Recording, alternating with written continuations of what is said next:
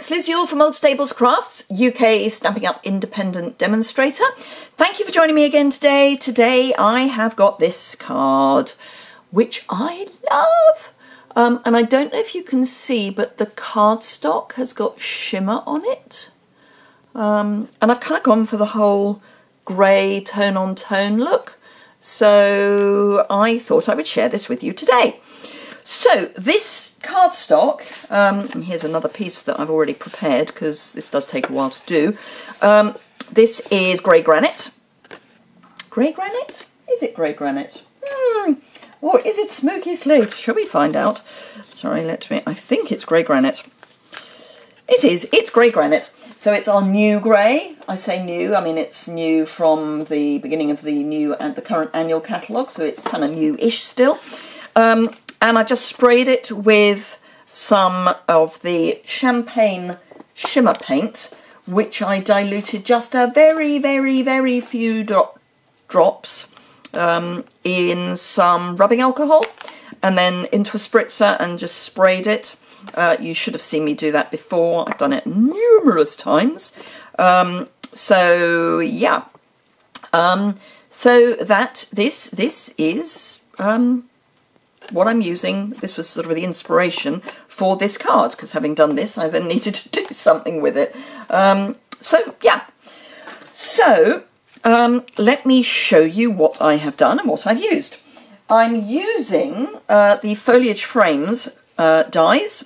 These go with the, let me grab it, the Floral Frames stamp set. I'm not actually using these stamps, I'm just using the frames. Don't think that just because the frames, the dies go with a particular stamp set that you can't use them for other things, because clearly you can.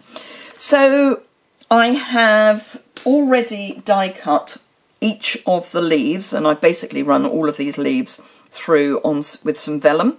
I've cut my pre-sprayed piece of grey granite cardstock, and I've got a piece of basic grey, and then we're just using an ordinary Whisper White card base. What I've still got to die cut is the main piece, which is this frame. This actually ends up just embossing a circle, so it cuts the outline, and this is an embossed piece. So let me just run that through the Big Shot so that you can see what I mean.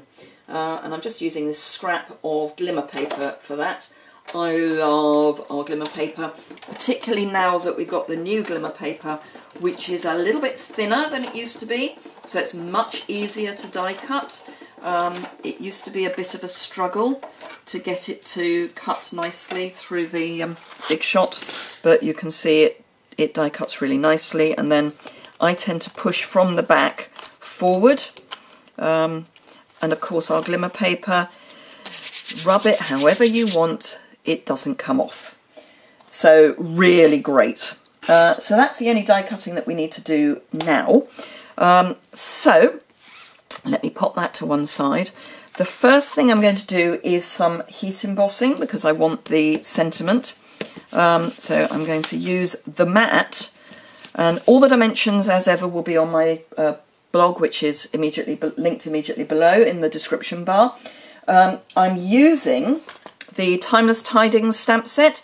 This goes with one of the kits in the Autumn Winter catalogue, but it's perfectly good as a standalone set as well, so don't overlook it just because it's associated with a kit.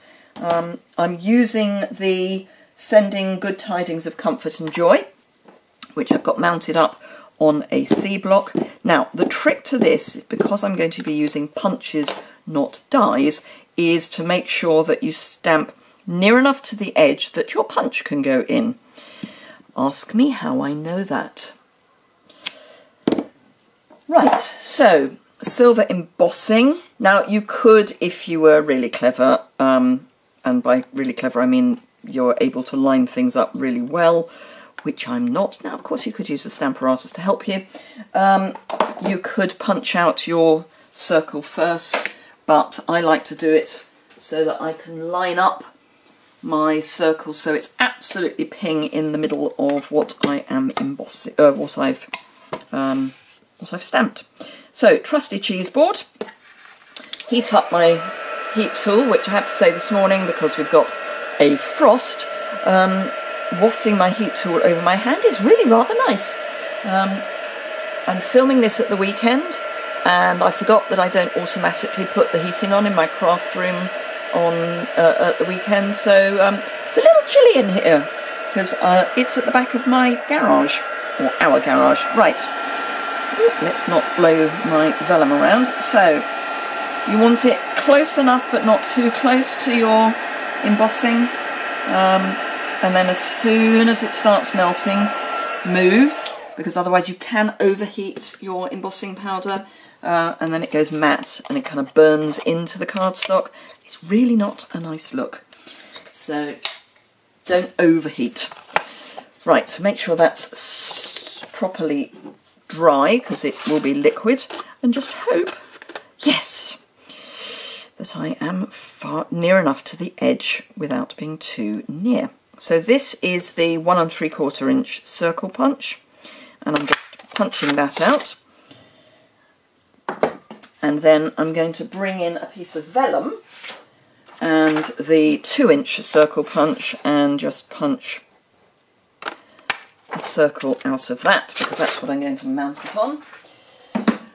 Right, okay, so let's get started. Which side's going to sit better? Probably that side. So I'm going to apply quite a lot of liquid adhesive to my basic grey piece, and I'm applying it to the basic grey rather than the grey granite, because I want to make sure that I avoid the hole. But equally I want to avoid the edges. It's only a narrow overlap or gap, so I can go quite near to the edges. This is much more than I would usually use, but because my grey granite piece is a bit warped from the spray, I need it to be flat, flat, flat. And I'm going to bring in my enormous, which one is this?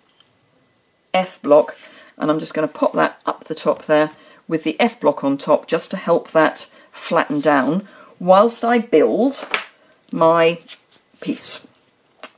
So I'm just going to separate these out because they do get a little entangled, and I want them separated out so I can see them.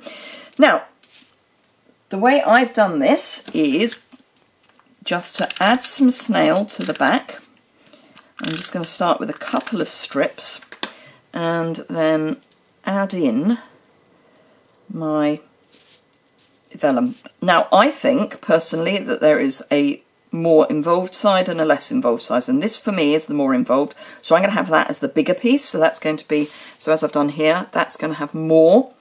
So having established that that is there, I just want to add my little bits in, and I'm going to come in with more snail on the back of some of these bigger leaves, because I want to add both of my large leaf pieces to the top, and then I can fill in with the smaller pieces.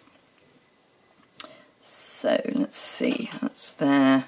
So I want this coming into the side, and again I'm going to add some more snail just to the back of that leaf. Pop that in there, and then I want one of these, and I might actually come in from above for that. Yep. So I'm just going to add that, just pull this one up carefully, add a little more adhesive there, and pop that on the back there, and then pop that back down, and then that's adding to the general look up there, and then I just want a couple coming down the bottom. So, and again I think I might add some more adhesive. And it's really, there is no, you know, right or wrong with this. It's just a question of building up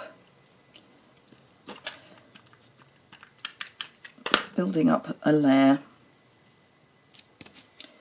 There we go. So that's our piece. Then this, I'm going to again add some snail to the back of my embossed piece, add that to the vellum, so that's central-ish. Let's actually make that central, shall we? Fortunately, vellum is quite easy to peel off. Let's just get that off. Let's try and get that a little more central, eh? That's better. Right, then I want some of the, these are the frosted and clear, what are they called? Frosted and clear epoxy droplets, and I'm going for the clear. But I'm also going to add some dimensionals to the back of this, and I'm going to add a reasonable number because we're adhering to glimmer paper. So you want to have, you want to be more generous. Dimensionals are great for sticking to glimmer paper because you can push it into the glimmer. And then, if I can find my snips, which I seem to have buried, oh, literally, a really easy way of getting your epoxy droplets off is to just pick them up with your snips, and then you can just, now obviously you can use your piercing tool and you can use your take a pick, but I do find that this is actually quite an easy way of doing it, particularly with these slightly rounder ones. I don't know why, but I just find it easier. Right, so hopefully this is reasonably flat now. Get rid of my block and bring in my card base, and this is just a half sheet of A4 scored down the middle and then folded in half, and I do like to give it a proper burnish with my bone folder, and I cannot tell you how important it is to have a good bone folder. Ours are actually made of bone. They're a byproduct of the beef industry, so it's actually using up what would otherwise be waste. So unless you are a vegetarian, I really encourage you to get a good bone folder. The plastic ones are cheap in every sense of that word. I have got plastic ones that are just appalling, that I would never give house room to now. I use them mostly for, I did bring them in, I use them mostly for, look, can you see? This is plastic. I won't embarrass the maker, but it's got all this ridging. If I run my bone folder over it, you'd probably hear it. So that's just, and that was only on card. So yeah, I use it just for re-inking my ink pads now, because frankly that's all it's good for. Right, and again, if you're making this at home, I would encourage you to flatten this down again, purely because there is still a bit of a wibble in it, but we don't need to worry about that for this. So let's pop some more snail on the back of that and pop that down, and I'm deliberately going to come off the edge of the mats but not the edge of the card, because obviously we want it to fit in the envelope. Always a plan.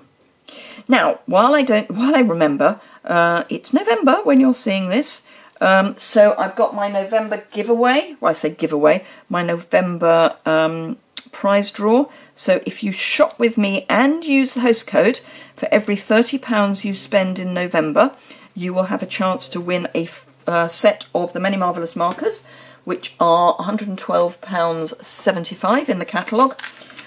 So if you're in the UK and you would like to shop with me, please, please, please do remember to use the host code. If you don't use the host code, then you won't be able to enter the draw.